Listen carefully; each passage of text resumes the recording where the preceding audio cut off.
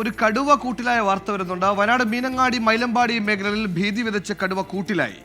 ഇന്നലെ 2 ഇടങ്ങളിൽ 3 വളർത്തുമൃഗങ്ങളെ കടുവ കൊന്നിരുന്നു. വനംവകുപ്പ് ഉദ്യോഗസ്ഥർ സ്ഥലത്തെത്തിയിട്ടുണ്ട്. സുർജിത്ത് അയ്യപ്പ ചേരുന്നു. സുർജിത്ത്, തുടരുന്ന ആശങ്കകൾക്കിടയിൽ ഒരു കടുവ കൂട്ടിലായി, അത്രയല്ലേ ഉള്ളൂ? എന്തൊക്കെയാണ് വിവരങ്ങൾ?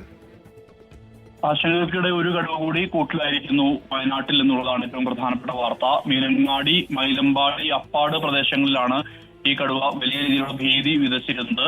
പാമ്പുംകൊല്ലി കാവുങ്ങൽ കുര്യന്റെ വീടിന് സമീപത്ത് സ്ഥാപിച്ച കൂട്ടിലാണ് കടുവ കുടുങ്ങിയത്. ഈ കുര്യന്റെ ഉൾപ്പെടെ 3 ആടുകളെയാണ് കടുവ കഴിഞ്ഞ ദിവസം കൊന്നത്. ഈ കടുവ ഇതിന്റെ ജഡം തന്നെയാണ്, ഈ ആടിന്റെ ജഡം തന്നെയാണ് കൂട്ടിൽ വെച്ചത്. കടുവ ഇന്ന് വൈകിട്ട് 9:15 കൂടിയാണ് കൂട്ടിൽ ആയിട്ടുള്ളത്. ഇന്നലെ വലിയ രീതിയിലുള്ള പ്രതിഷേധം ഉണ്ടായിരുന്നു. കാരണം വനംവകുപ്പിനെതിരെ അവിടെ കൂട് സ്ഥാപിക്കണം, ക്യാമറ ട്രാപ്പുകൾ സ്ഥാപിക്കുകയല്ല വേണ്ടത്, കൂട് സ്ഥാപിക്കണം എന്നുള്ള ആവശ്യം ഉന്നയിച്ചുകൊണ്ട് ജനങ്ങൾ പ്രതിഷേധവുമായി രംഗത്തെത്തുകയും അവിടെ റോഡ് ഉപരോധമടക്കം സംഘടിപ്പിക്കുകയും ചെയ്തൊരു സാഹചര്യം ഉണ്ടായിരുന്നു.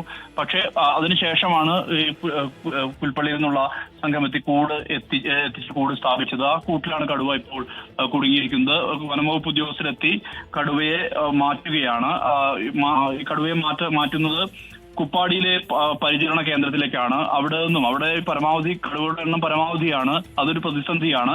സ്വാഭാവികമായും ഒരു പക്ഷേ മറ്റ് തൃശ്ശൂരിലെ മൃഗശാലയിലേക്കോ മറ്റോ മാറ്റുമോ എന്നുള്ള കാര്യത്തിലാണ് ഇനി വ്യക്തത വരേണ്ടത്. നേരത്തെ പ്രജീഷിനെ കൊന്ന കടുവ, അതിനുശേഷം പലയിടങ്ങളിലും ഇതുപോലെ തന്നെ സമാനമായ രീതിയിൽ തന്നെ കടുവകളെ കൂട്ടിലാക്കുന്ന ഒരു സ്ഥിതി, കൂടിലേക്ക് കടുവ കയറുന്ന സ്ഥിതി ഉണ്ടായിരുന്നു. ഏറ്റവും ഒടുവിൽ പുൽപ്പള്ളിയിലാണ് കടുവ പിടിയിലായത്.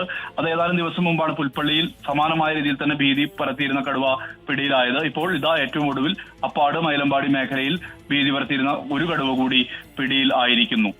സുഹൈൽ. ശരി, തുടരുന്ന ആശങ്കകൾക്കിടയിൽ ചെറിയ ആശ്വാസം. ഈ ആശ്വാസത്തിന്റെ ആയുസ് എത്രയാണെന്ന് പറയാൻ പറ്റില്ല. അത്രത്തോളം ദുരിതപൂർവ്വമാണ് ആ ജനത അവിടെ ജീവിച്ചുകൊണ്ടിരിക്കുന്നത്.